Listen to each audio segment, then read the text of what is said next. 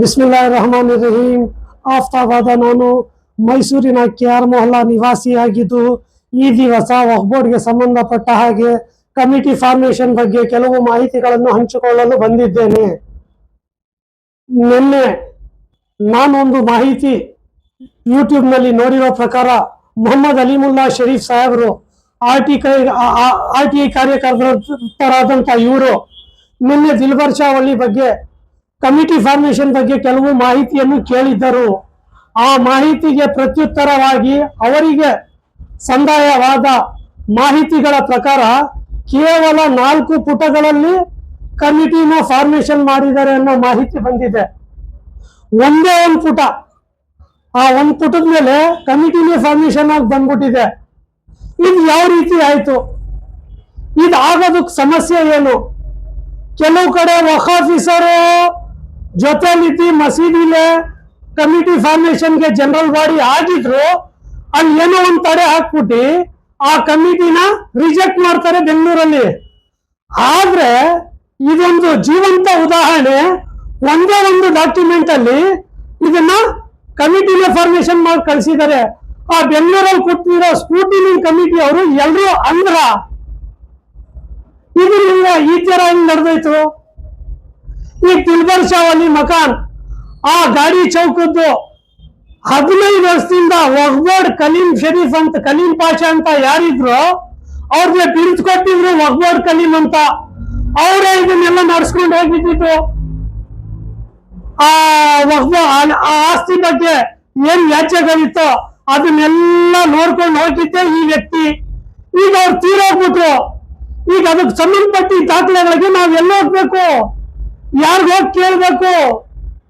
ಇದಕ್ಕೆಲ್ಲ ಯಾರು ಜವಾಬ್ದಾರಿಯುತರು? ಇದೇ ಪಾರದರ್ಶಕತೆಯಿಂದ ಅವ್ರು ನಡ್ಸ್ಕೊಂಡಿದ್ರೆ ಆ ಏರಿಯಾದವ್ರಿಗೆಲ್ಲ ತೋರಿಸ್ಕೊಟ್ಟು ಇದನ್ನೆಲ್ಲ ಸಾರ್ವಜನಿಕವಾಗಿ ಮಾಡ್ಕೊಂಡು ಹೋಗಿದ್ರೆ ಈ ಸಮಸ್ಯೆ ಉದ್ಭವ ಆಯ್ತಾ ಇರ್ಲಿಲ್ಲ. ಇದೇ ತರ ಸಮಸ್ಯೆ ಮೈಸೂರಲ್ಲಿ ಇನ್ನೆಲ್ಲೆಲ್ಲಿ ಯಾವ್ಯಾವ ಸಮಿತಿ ನಡೆದಿದ್ಯೋ ಗೊತ್ತಿಲ್ಲ. ಇದೇ ಪಾರದರ್ಶಕತೆನ ನಾವು ಕೇಳ್ತಾ ಇರೋದು.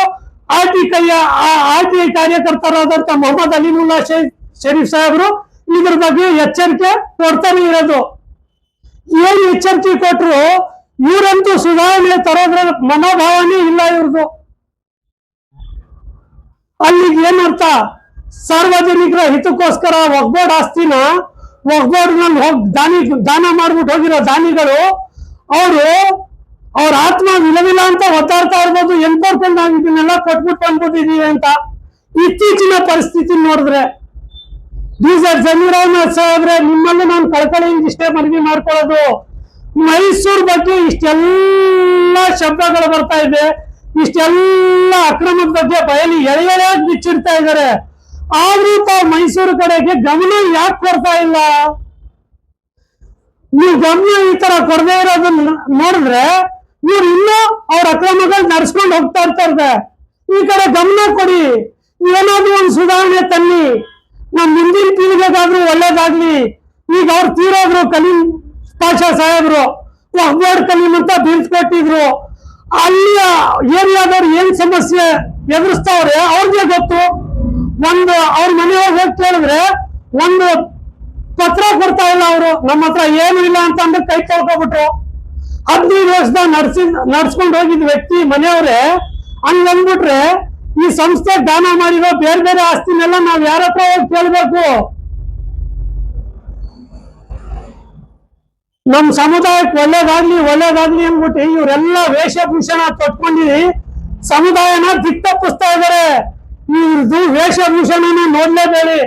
ಆ ವೇಷಭೂಷಣ ಹಾಕೊಂಡು ಇವ್ರು ಏನ್ ಕೆಲಸ ಮಾಡ್ತಾ ಇದಾರೆ ಸಮುದಾಯ ಪರವಾಗಿ ಅದನ್ನ ಪರಿಗಣಿಸಿ. ಇದನ್ನ ಈ ತರ ಎಲ್ಲ ಮಾಡ್ತಾ ಇರೋರೆಲ್ಲ ಸಮುದಾಯ ದ್ರೋಹಿಗಳು. ಇದಲ್ಲದೆ ದೂರ ಇನ್ನೇನು ಬಿಲ್ಸ್ ಕೊಡಕ್ಕೆ ಆಗಲ್ಲ ಇವ್ರಿಗೆ.